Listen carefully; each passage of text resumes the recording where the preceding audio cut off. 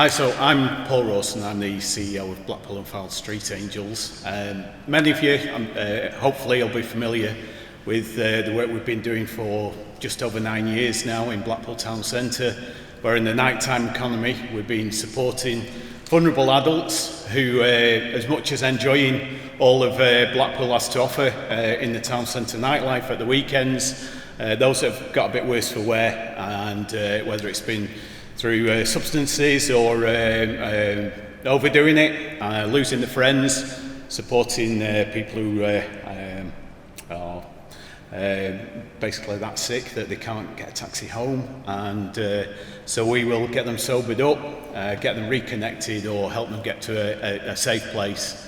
As well as giving out flip-flops to the ladies that can't walk in the heels anymore, and so that they don't have to go to A&E. It's great to engage with the emergency services when we've been doing that and be a support for everyone that's working in the nighttime economy. But what I want to let you know about is the bigger picture of Street Angels in Blackpool, things that you might not be familiar with.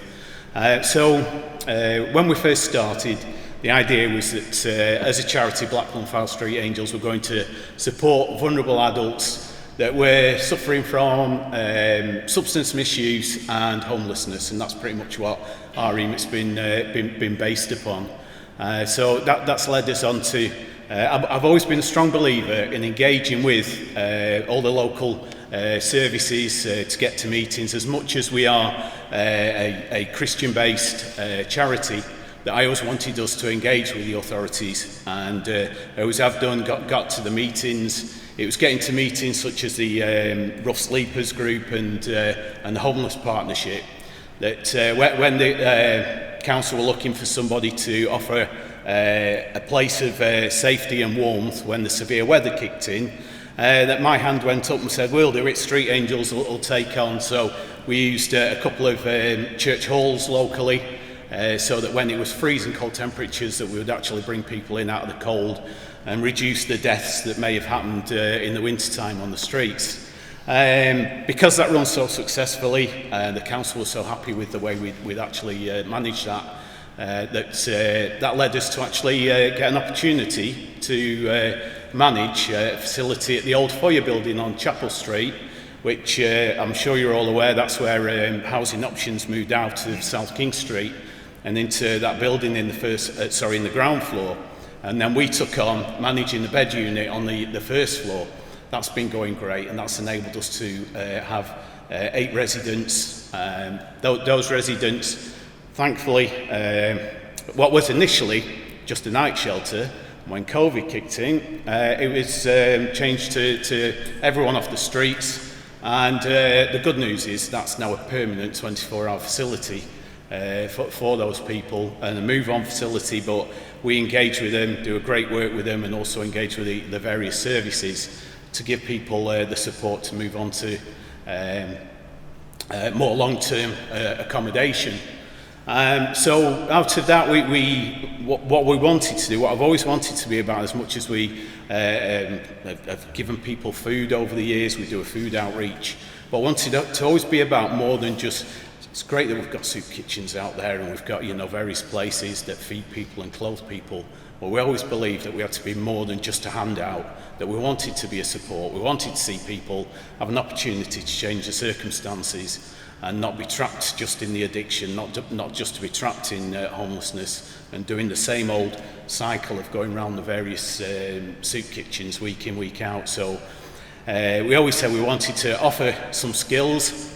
We got the opportunity again because of engaging with the meetings and getting involved. I did substance misuse training myself years ago, got to know all the key workers locally and all the various organisations. One of those organisations you may be familiar with, Fulfilling Lives.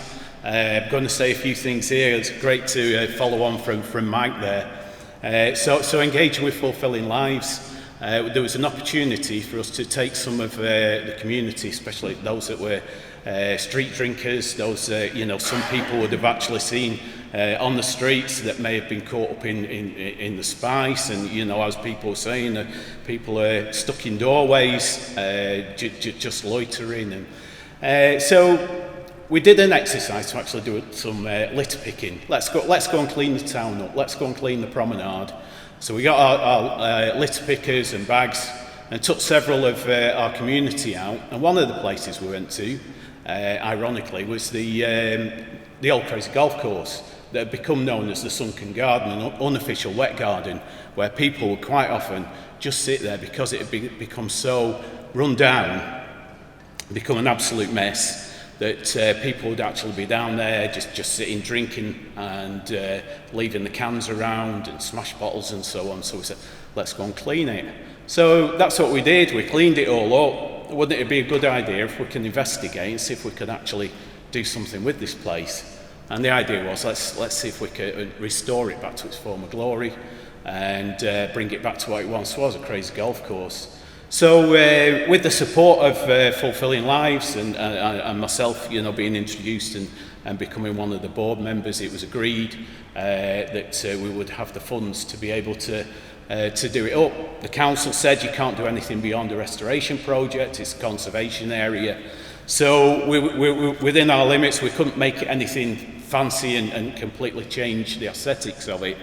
But the great thing was that we actually then started to lovingly restore this place. But it was our community. The thing was, it was actually getting members of the community. We had people down there that were caught up in addiction, that wanted to rip the weeds out, that wanted to just scrape and paint and lovingly restore it.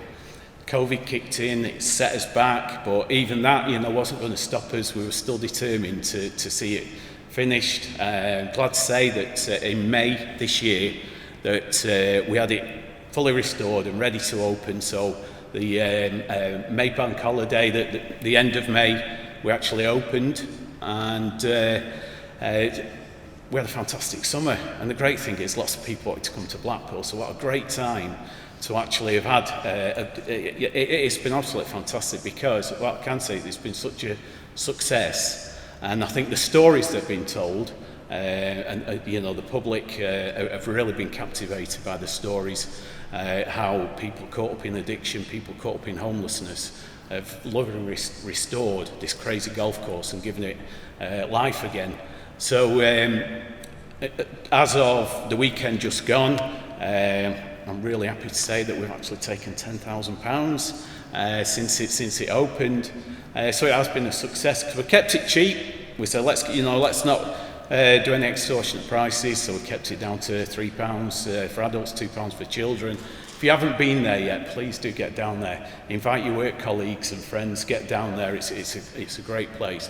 Beyond that, I also want to just with the great support of Social Enterprise Solutions, so a big shout out to them as well, who've really supported us through this to be able to set up a community interest company, as well as the charity that we're already running. And this is just the start of us now wanting to set up more enterprise opportunities. So we want to get into furniture restoration, garden services. As some of you will be aware, if you have been down the crazy golf course, it does have quite a landscaped area. It's surrounded by bushes that absolutely grow. They can be chopped down and they grow in no time. We're continually cutting the grass, planting, so that's been a platform for us to be able to think, right, let's expand on that, let's do some garden services and carry on supporting our community. So really do want to support, those people.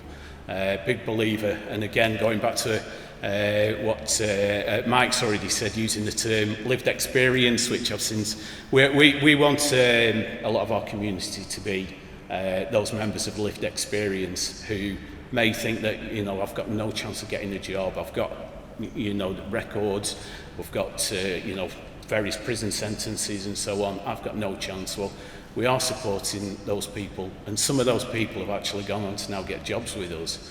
I'm going to introduce someone, Alan, to you in a minute, and he's going to share his story. So we want to give those opportunities to people. There's so much more that we're going to develop into Street Angels. Like I say, we've got a base on Cookson Street where we want to train people from, and give them those opportunities. So I came across Alan a good friend of mine when we very first started Street Angels just over 9 years ago, and Alan was a great support then, and battled some issues along the way, but I'm not going to say any more. I'm going to let Alan tell you his story as well, so thank you. I'd just like to thank every single one of you for being here today and what you do, because to tell you the truth, it's people like you that made a difference in my life. Okay, so my claim to fame, if you can call it that, I was on Blackpool 999, What's Your Emergency, filmed in my flat, completely at the end of myself, drug and alcohol addiction that just ravaged my life. And I met Paul and kind of started to do volunteering with Street Angels, and kind of that was 2012, and I couldn't beat my addiction. I went off to a Christian community in Manchester where I kind of stayed for a period of 3 years. But in that period of time, I discovered that I took a lot of medications and different kind of therapies out here. And I became addicted to prescribed drugs as well. But I found that getting completely abstinent and working with local services like Street Angels and investing in helping others was the biggest medicine. And so where I was, I learned how to do furniture restoration, landscape gardening, and working alongside other guys, it was a platform where people were willing to talk about their real issues and problems. And we found we had a lot of banter and there was a camaraderie spirit. We lived together, we ate and slept together and kind of did community. But there was something born in that. It was like a real trust and a real breakthrough, certainly personally for me in my life. So I've come out of there and have rejoined up with Paul, our supervisor at the bed unit.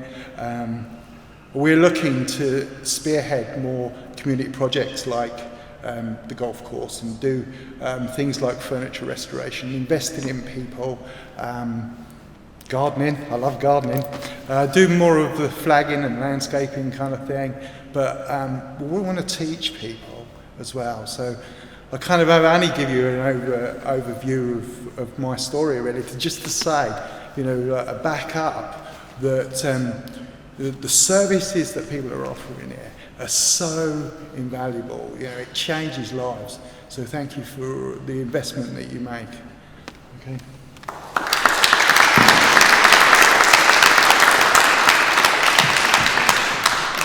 Just if there are any questions, I don't know if there are any. Okay, yeah, thank you. Thanks everyone.